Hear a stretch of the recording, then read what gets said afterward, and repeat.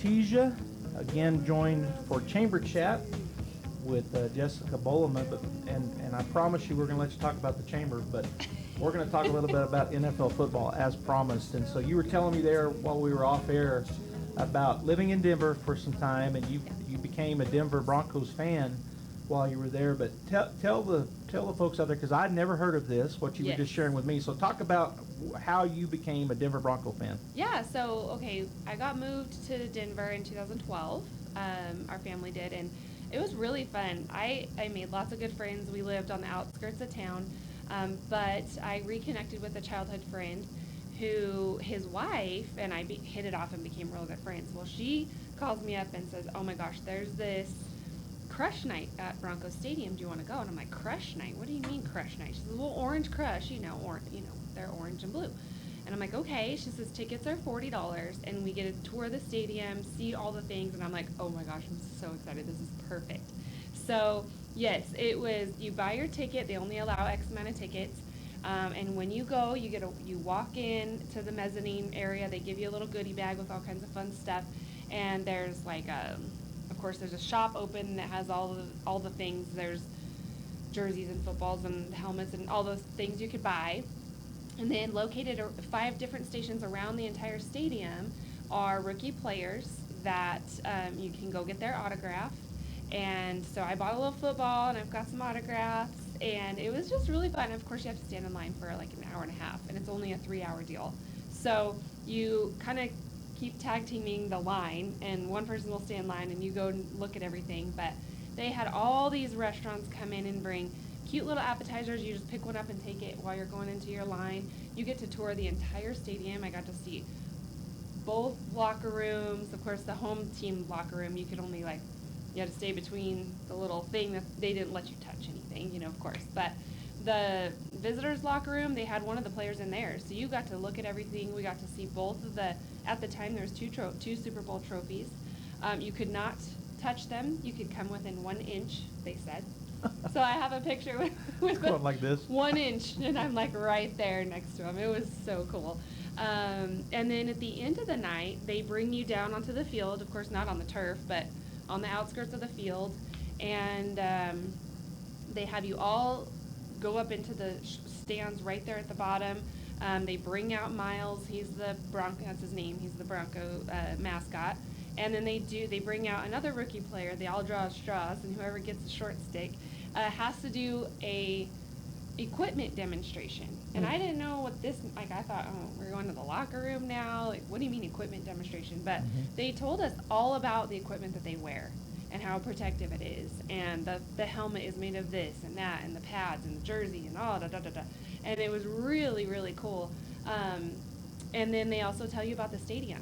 And so, Bronco Stadium specifically has a lot of metal, and they want everyone to stomp their feet really, really, really, really, really loud, and it kind of starts shaking a little bit, and it's mile high. So it's not only are you already, if you're up in the top, you're already up in the clouds, but it's just very, I know Seattle is supposed to be 12th man, but it was cool just to hear the history about it and be there, be down on I don't know, it was really cool. Is this a one time a year for women only, or do they do multiple? Only. Yes. They don't do multiple times? No. Once a year, and it actually is in October, so it's during football So the games have already begun. It's like on a Wednesday night, randomly. The other thing that I think it's kind of interesting about that, there's a lot of things interesting about that they do that, but is that they wouldn't let you walk on the field. No. I wonder why. Did they say?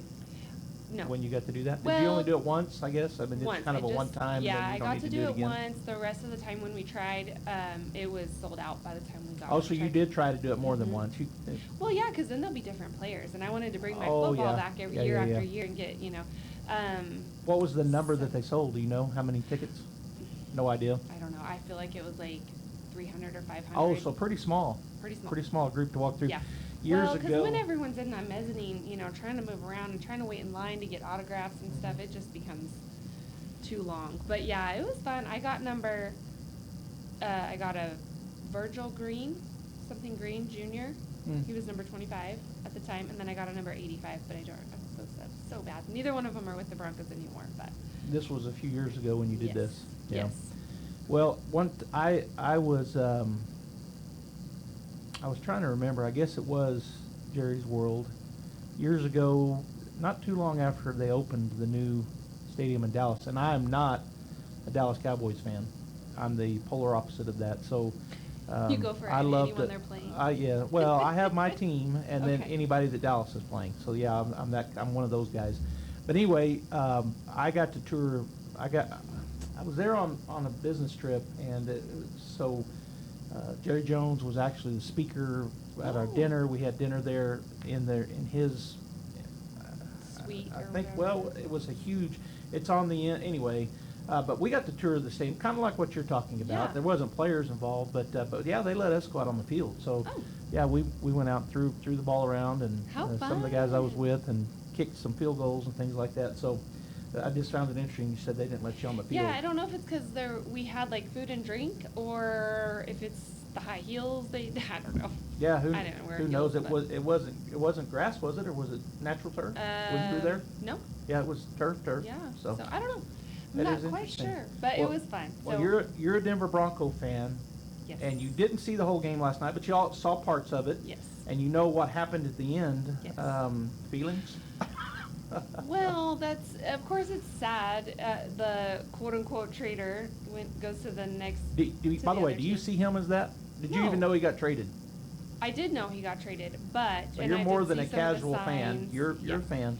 And at the end of the day, it's a business, right? Mhm. So I get it that you're attached because I miss Von Miller. And? I really do, and Peyton Manning. you go. Of course, well he retired, but still, at the end of the day, it is a business, and I'm sorry, but if you're getting guaranteed $100 million, Yeah. I'm like, ooh, I would probably. But say how yes. much is too much? That's a question know. that I mean, he probably had a guaranteed contract with Seattle as well. True. But That's I true. always tell people this, and see if you agree or not. Saying too much money is like saying too much fun. I mean, can you have too much fun? Really? I don't think you can. So can you have too much money? I mean, money can definitely be it's just like everything Can else be we've bad, talked yes. about. It's how we use things, and so money can obviously be a bad thing, Mhm. but it also can be a very powerful tool. Yes. And so it depends on how That's you use true. it. And That's it is true. a business, And and it he. seems to be used around here very well. Yeah, In Artesia. I think so too. Yeah. It is a business, and so just like everything else, at the end of the day, and this is one of those terms that you'll hear pro athletes use all the time. At the end of the day, At the end of the day. I'm just looking out for my family, quote unquote. But let's segue right in. That was a great segue you said there. That used great in Artesia. Let's Yes. talk about the goings on with the chamber and all things Artesia. Why don't you give us some of that stuff? Sorry, I'm sitting here trying to pull it up on my phone. There That's it is. okay. So yeah, today is actually kind of a busy day. We've got a Women for a Better Artesia that's happening today over at the administration building. It's a luncheon where you get to learn about our town. Of course, Women for a Better Artesia. Again, it's an girls only club, but it's a neat thing because we get to know different things and get involved in different things if we like. Today's topic is actually about volunteering. And so there's going to be lots of nonprofits there, the chamber included, that will have a little booth or a table set up so that we can showcase what we do and the volunteer opportunities people can have through these different organizations. So that'll be a really fun luncheon today, 12 o'clock at the administration building over here on Bulldog Boulevard. And any woman is invited. Yes. If you are a leaving woman us that wants wants out. to be, yes, sorry.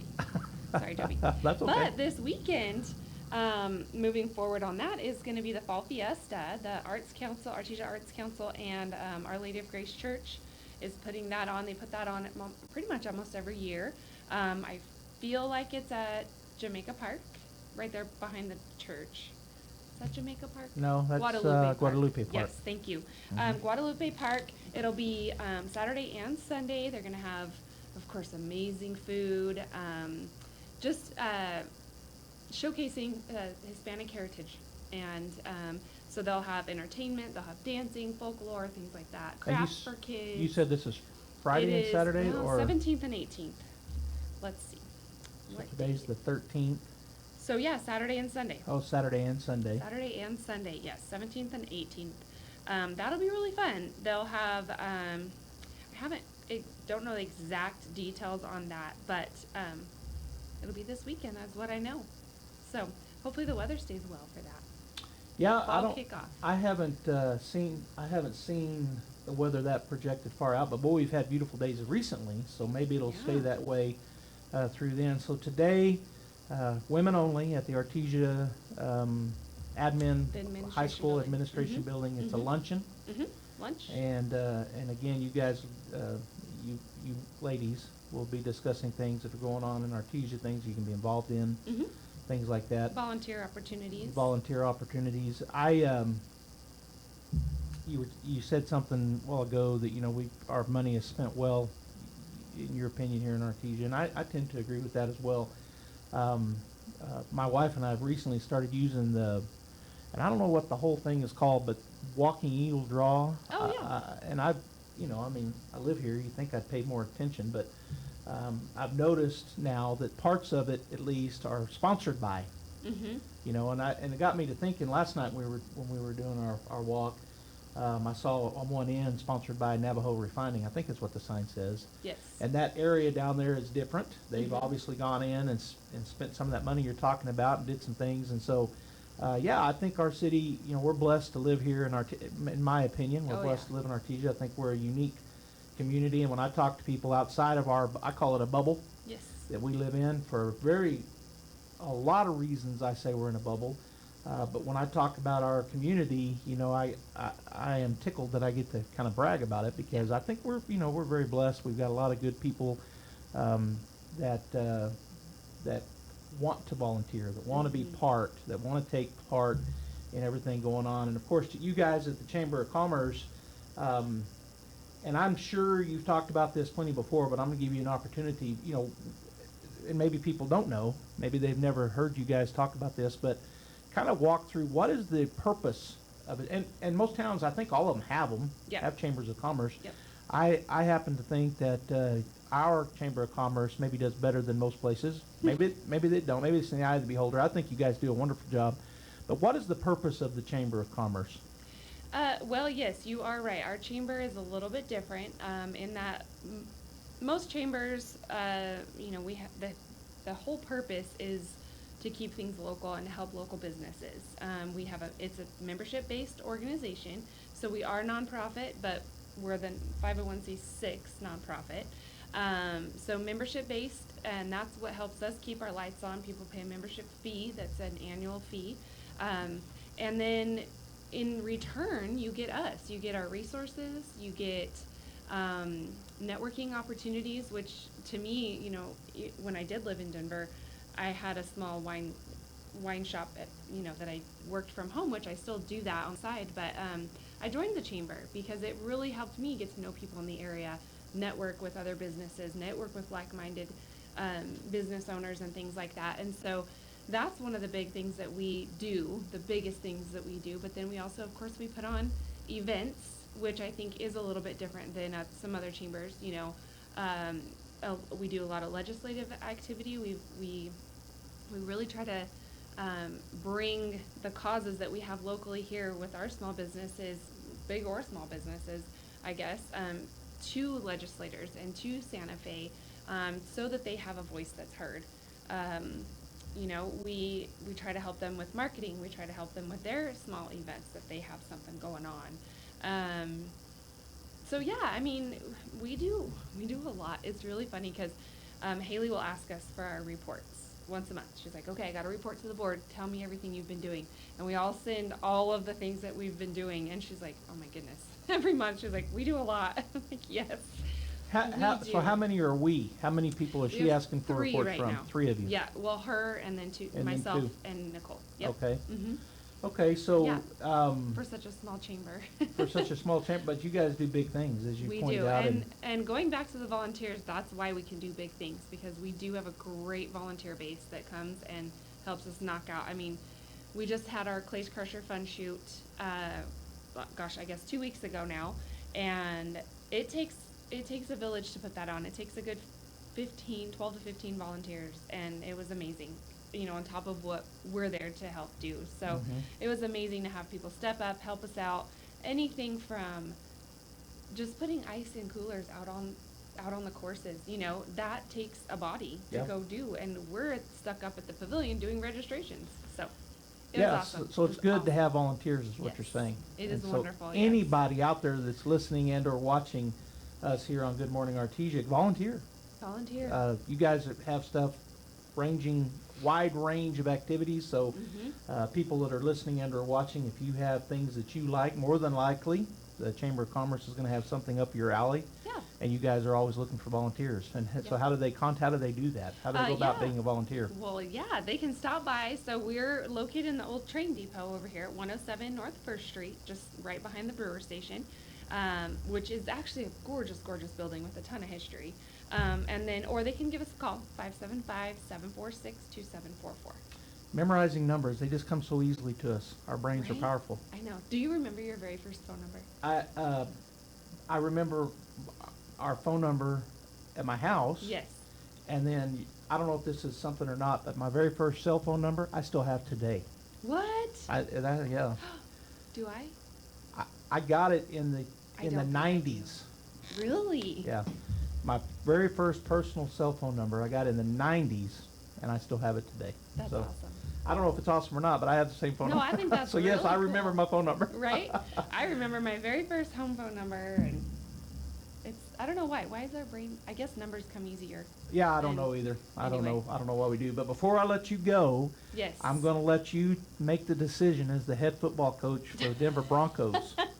Last night, you got over a minute to go or somewhere in that range. You've got a Hall of Fame quarterback, and you want to win the ball game. You're down by 1. You got all 3 timeouts left. Do you make the call when it's 4th and 5 to go for it, or do you make the call to kick a hopefully game-winning 60-plus yard field goal? Go. I would throw the ball. You would throw it. Yes. So you would run an offensive play with fourth and 5. Yes. And you because would he's throw really it. good at throwing. Okay. In fact, even last night, my husband, and I'm taking these tips from him, he's in all these fantasy football leagues and all the things, right? So he kept saying, man, let him throw it. And then the next play, the guy would throw it, and they would get like 30 yards. So I would throw the ball. It's interesting, and we do have to wrap it up here as we end this hour, but Russell Wilson is known for Seattle. They lost a Super Bowl. For throwing? Well, they have a monster running back. They're in the last few seconds of the ball game. They're on the 1 or 2 yard line, and he throws an interception. Oh. I don't know if you remember that Super Bowl. I don't remember that. But no, I'm going to agree with you. I think I go for it. Try to get closer. We got all Closer. 3 of our timeouts. Yes. So we're armchair quarterbacks. Yeah. All So right. there's one more thing this weekend Yes, I want to tell people yes. about real fast before we go. Yucca Blossom is also this weekend. It's out at the county fairgrounds. I'm sure you guys have heard that on the radio as well. It's over 90 booths you can shop at. Start your Christmas shopping already. I know it's September, but Good place but to yes, start. Yucca Blossom out at the Eddy County Fairgrounds, Saturday and Sunday. And what time? Saturday, 9 to 5, I think, and Sunday, 11 to 4, I believe. Okay. Well, you heard it Yes. here. Make sure you get out there and get your Christmas shopping started. Yes. All right. Well, thank you for joining us today, and we're going to go ahead and get a break going. We'll be back for the 9 o'clock